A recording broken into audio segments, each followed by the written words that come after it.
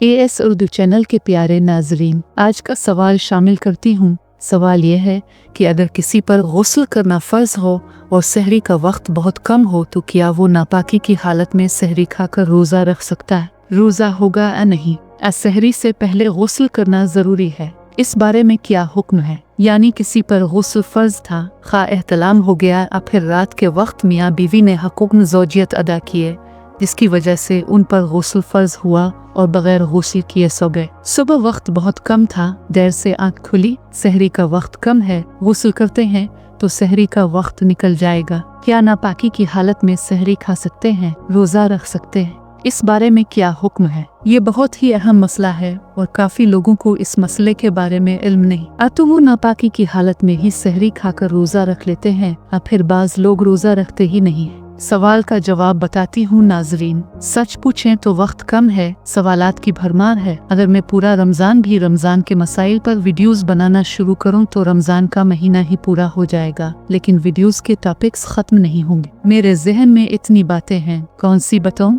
और कौन सी बयान करूँ, क्योंकि सारे मसाइल बहुत ही अहमियत रखते हैं और हर आदमी के लिए जानना ज़रूरी है। और दूसरी बात कि कुछ दिन से मैं मान रमज़ान में बीवी से इज़दिवाजी ताल्लुक़ पर वीडियोस बना रही हूँ, मगर सच पूछें तो ये सब मजबूरी में और आपको इल्म में लाने के लिए बताती हूँ। मैंने भरपूर कोशिश की है उन बातों को ऐसे बयान करूँ जिसमें आपको मालूमात भी मिले और कोई ऐसा नाज़बिया लफ्ज़ या नाज़बिया अंदाज ना हो। इंतहाई महज़्ज़ब तरीक़े से बात करती हूँ, लेकिन मैं आने वाले वक्त में आपको दीनी मसाइल और भी बताऊँगी जिन पर दलाइल कुरान और हदीस की रोशनी में बात करूँगी। अब भी जितनी भी बातें पिछली वीडियोस में बताई हुई हैं, सब दलाइल के साथ और हवाला जात के साथ बयान की गई हैं। आयात और अहादीस के नंबर्स का भी हवाला दिया। ये एक मालूमाती चैनल है जो हर किस्म के लोगों के लिए है। मैं नेक मसाइल पर बहुत बारीकी से काम करने वाली हूँ। मियाँ बीवी के झगड़े, शौहर और बीवी के दीगर मामलात, जैसे शौहर और बीवी के आपस में ज्यादा मोहब्बत बने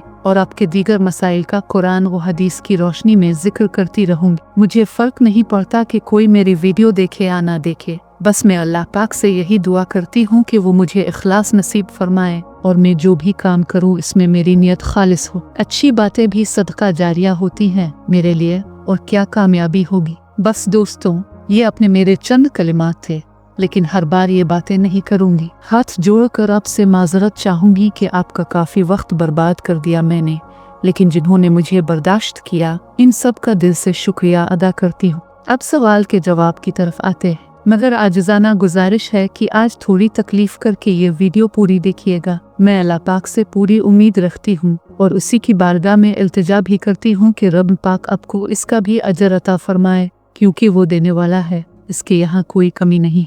हमारी झोली तन है, इसके यहाँ कोई कमी नहीं है। बहरहाल अब सवाल का जवाब गौर से सुनिए। सवालात ज्यादा होने की सूरत में आज की वीडियो में 2 टॉपिक्स पर बात करूंगी। एक तो आपको बता चुकी हूँ, दूसरा ये है कि अक्सर लोग ये कहते हैं, बल्कि मेरी पिछली वीडियोस पर भी लोगों ने ये राय दी कि रमज़ान में बीवी के साथ इज़दिवाजी ताल्लुकात कायम करना हराम है। असल हकीकत क्या है, इस पर भी आज के इस वीडियो में बात करूंगी। मगर पहले शुरू करते हैं इस सवाल के जवाब से कि सहरी का वक्त कम बचा हो और नापाकी की हालत में क्या करना चाहिए। तो अब बात गौर से सुने। अगर कोई शख्स जनाबत यानी एहतलाम इज़दिवाजी ताल्लुक की वजह से नापाक हो और सहरी के वक्त गुस्ल करने का वक्त कम हो तो वो बगैर गुस्ल किए भी सहरी कर सकता है। नबी करीम सल्लल्लाहु अलैहि वसल्लम ने सहरी खाने की ताकीद फरमाई है और इसे बरकत वाला अमल करार दिया है। बुखारी शरीफ और मुस्लिम शरीफ की हदीस है जिसे आप स्क्रीन पर देख रहे हैं, और नीचे हवाला भी लिखा हुआ है,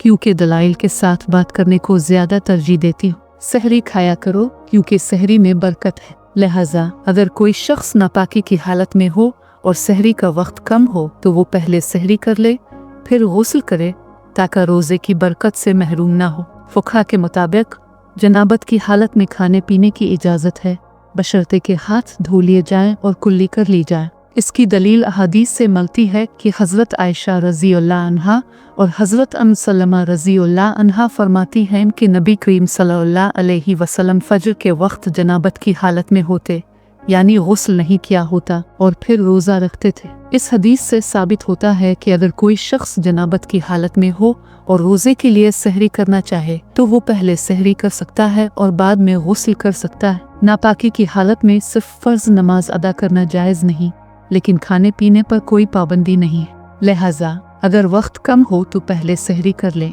और बाद में गुस्ल करके फजर की नमाज अदा करें। अगरचे नापाकी की हालत में सहरी करना जायज़ है, लेकिन कुछ एहतियाती तदाबीर इख्तियार करनी चाहिए। सहरी से पहले हाथ धोना और कुल्ली कर लेना बेहतर है ताकि तहारत हो जाए। अगर मुमकिन हो तो सोने से पहले ही अलार्म लगाकर खुद को जल्दी जगाने की आदत डालनी चाहिए ताकि गुस्ल के लिए वक्त निकाला जा सके। अब एक और मसले पर भी मुख्तसर बात करूंगी।